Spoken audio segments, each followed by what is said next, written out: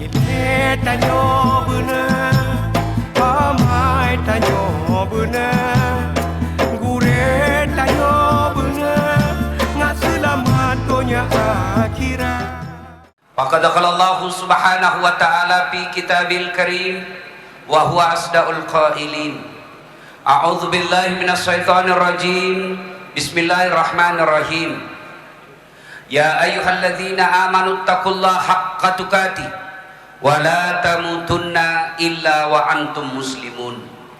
Wahai orang-orang yang beriman, bertakwalah kalian kepada Allah dengan sebenar-benarnya takwa, dan janganlah kalian mati kecuali dalam keadaan beragama Islam. Ayat ini tiap Jumat dibacakan khatib. Tidak sah khutbah Jumat apabila khatib tidak membaca ayat ini. Kenapa ayat ini diulang-ulang tiap pekannya? Karena peringatan ini sangat penting. Apabila Bapak Gubernur di kantor gubernur setiap pekannya ada pengumuman yang diulang-ulang tiap pekan, maka pengumuman dan perintah itu pasti penting. Ayat ini tiap Jumat dibacakan khatib. Tidak sah khutbah Jumat apabila khatib tidak membaca ayat ini. Berarti ayat ini sangat penting. Jangan kamu mati. Rasa-rasanya tidak masuk akal ini ayat. Jangan kamu mati. Berarti kita yang tentukan itu mati.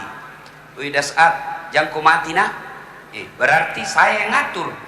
Jangan mati. Berarti mauku, mau besok, mau lusa, mau setelah menikah, mau sebelum menikah, ya mau saya.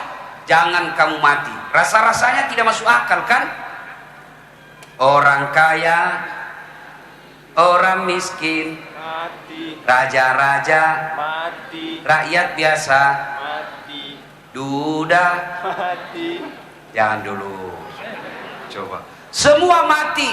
Berarti yang jadi masalah bukan mati. Sebab apa? Siap atau tidak pasti mati.